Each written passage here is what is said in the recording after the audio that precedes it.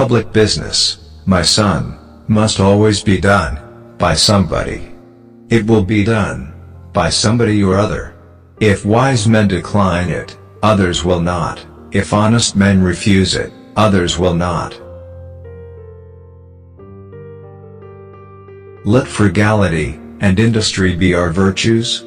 Fire our children with ambition to be useful. If conscience disapproves, the loudest applauses of the world are of little value. Liberty, once lost, is lost forever. I read my eyes out, and can't read half enough neither. The more one reads, the more one sees. We have to read. I fear that, in every elected office, members will obtain an influence by noise not sense, by meanness, not greatness, by ignorance, not learning, by contracted hearts, not large souls. There must be decency and respect. Human passions unbridled by morality and religion would break the strongest cords of our Constitution, as a whale goes through a net. Go on and improve in everything worthy.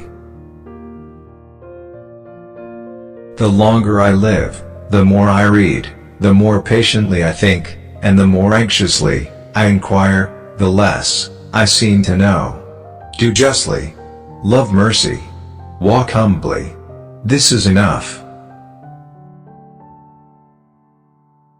Defeat appears to me preferable to total inaction. Because power corrupts, society's demands for moral authority and character increase as the importance of the position increases.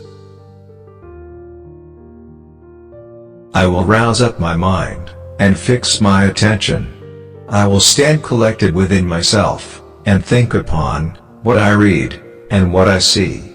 I will strive with all my soul to be something more than persons who have had less advantages than myself. The true source of our suffering has been our timidity. We have been afraid to think. Let us dare to read, think, speak, and write. Move or die is the language of our Maker in the constitution of our bodies. The smell of the midnight lamp is very unwholesome. Never defraud yourself of sleep, nor your walk. Friendship is one of the distinguishing glories of man. From this, I expect to receive the chief happiness of my future life. Above all, except the wife and children, I want to see my books. You will ever remember that all the end of study is to make you a good man and a useful citizen. This will ever be the sum total of the advice of your affectionate father. To be good and to do good is all we have to do. Facts are stubborn things, and whatever may be our wishes, our inclinations, or the dictates of our passion, they cannot alter the state of facts and evidence. Virtue is not always amiable. Our obligations to our country never cease, but with our lives, we ought to do all we can.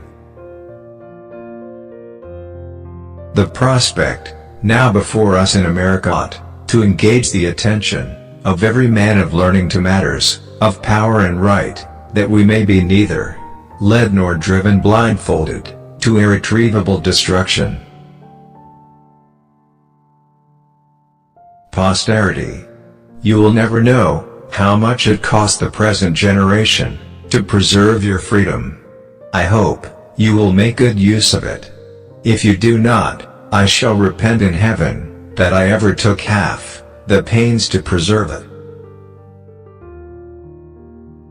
Liberty cannot be preserved without a general knowledge among the people. You will never be alone with a poet in your pocket. Old minds are like old horses, you must exercise them if you wish to keep them in working order. No man is entirely free from weakness and imperfection in this life. Liberty must at all hazards be supported. We have a right to it, derived from our Maker. But if we had not, our fathers have earned and bought it for us, at the expense of their ease, their estates, their pleasure, and their blood. As much as I converse with sages and heroes, they have very little of my love or admiration. I should prefer the delights of a garden to the dominion of a world.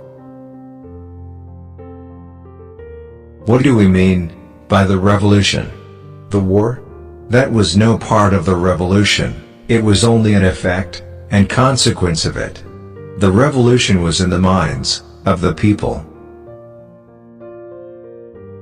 Abuse of words has been the great instrument of sophistry and chicanery, of party, faction, and division of society. To believe all men honest is folly. To believe none is something worse. Tyranny can scarcely be practiced upon our virtuous and wise people.